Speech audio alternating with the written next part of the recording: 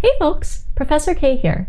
So I had this really great idea to create an app that would pull from my bookmarks, and it would take all my resources and it would kind of combine them together and spit out some ideas for you to try out for learning web development. So this set of videos is actually going to be the process of me building that for you.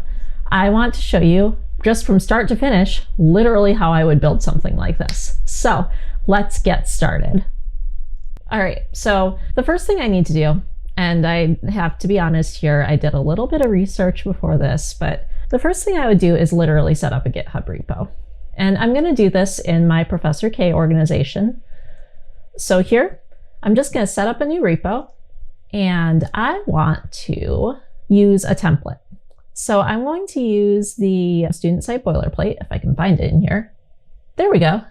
And if I do that, it'll be really easy for me to just start off with a nice, fresh, static website using all the dependencies I built for everybody else. So why not start from a template, right?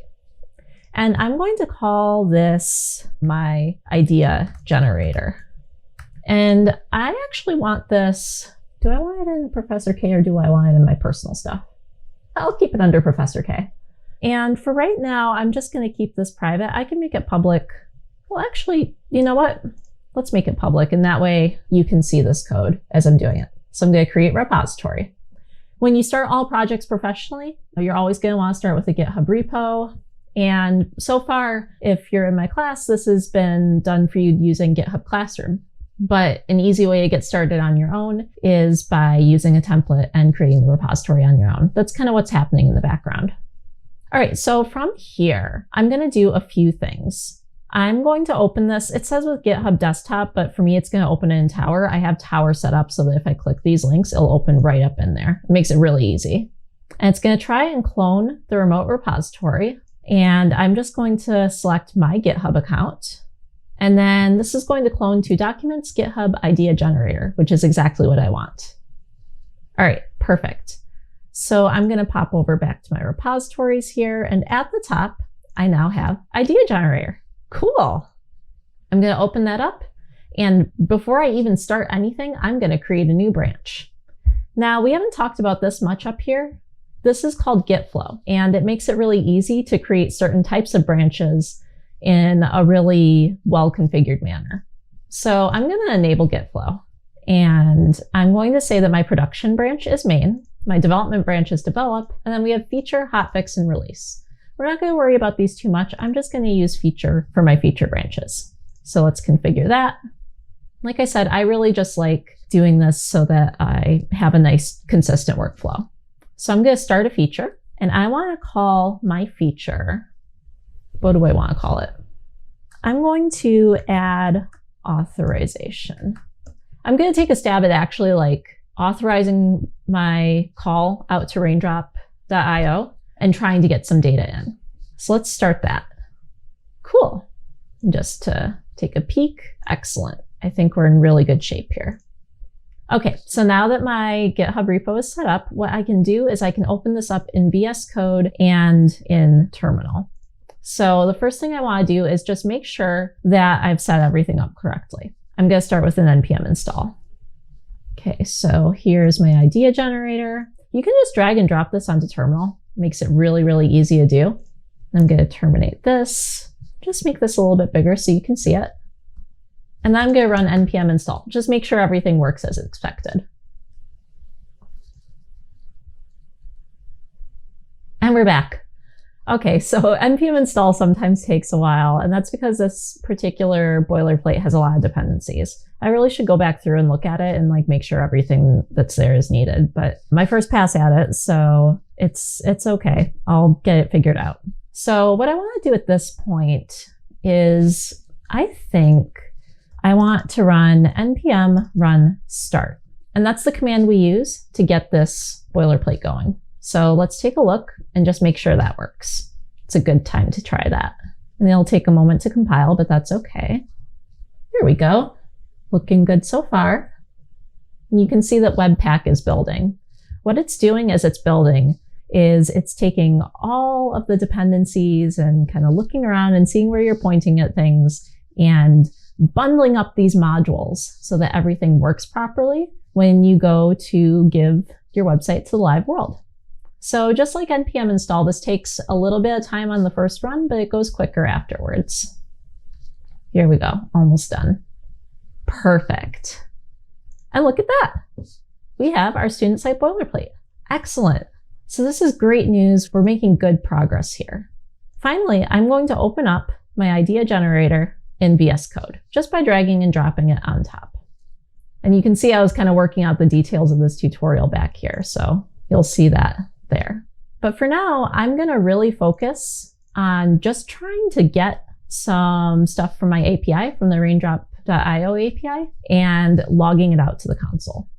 In order to do that, I need to make an authenticated call out, or an authorized call. We haven't talked much about authorized calls, because last week we talked about fetch, and we did some simple fetch examples where we just went out, grabbed stuff from the API, and came back. But part of the process of actually going out and getting data and bringing it back is sometimes obtaining what's called an access token, something that says who you are to the application and why you're going and fetching data.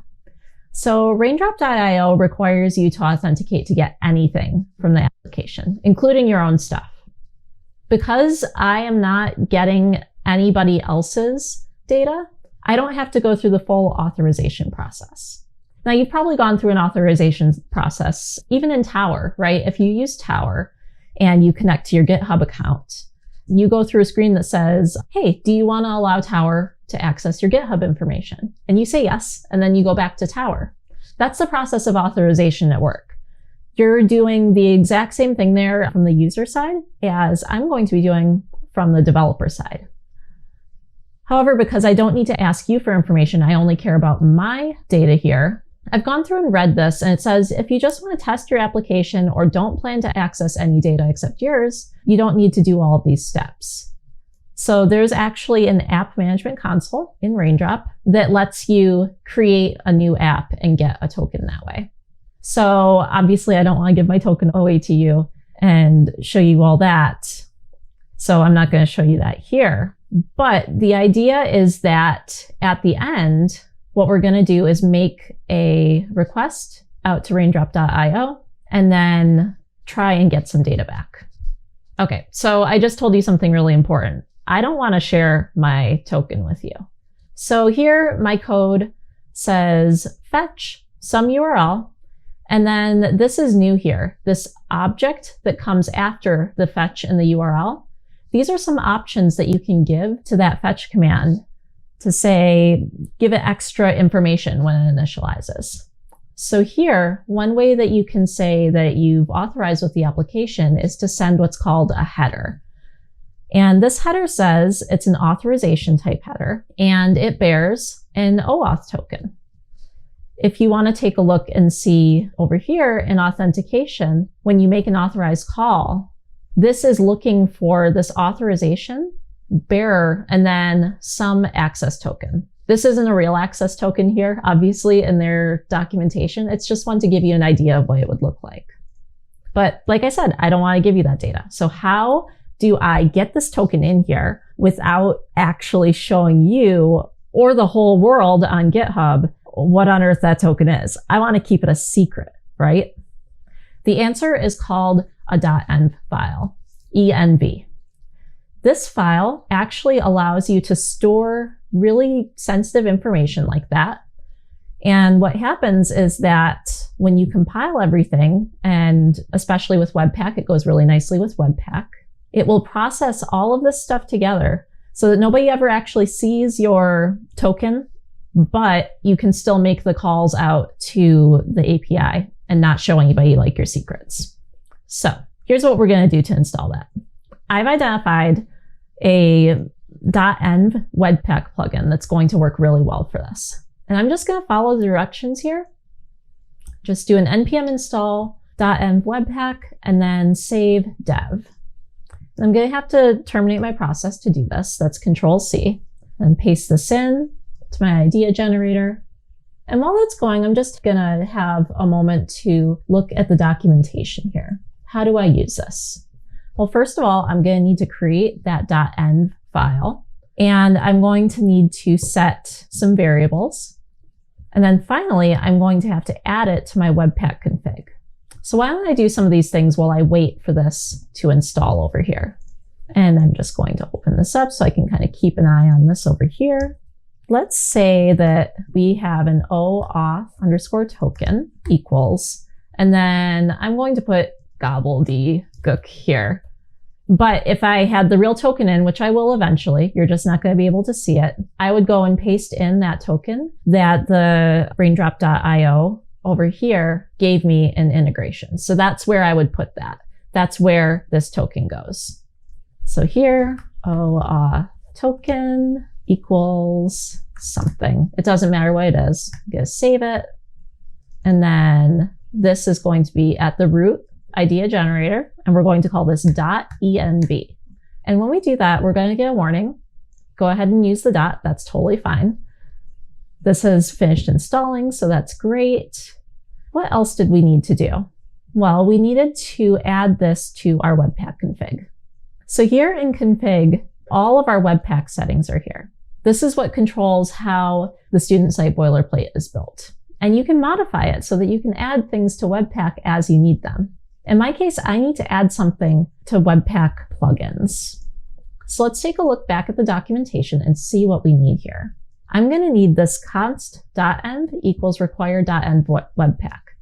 That will say use this package that we just installed from npm. So down here, I'm just going to put it at the bottom and save this so I don't have to think about it. And then when I look here at module.exports, I have plugins and then new.env. I am just going to, since this particular set of exports is all plugins already, I don't have to worry about this plugins here. That's kind of handled elsewhere in the code. But I am going to add the new.env at the very bottom along with a comma. Let's hit save. And then I am going to now test this and make sure that it works as expected. So npm run start. And if all's gone well, this should start right up.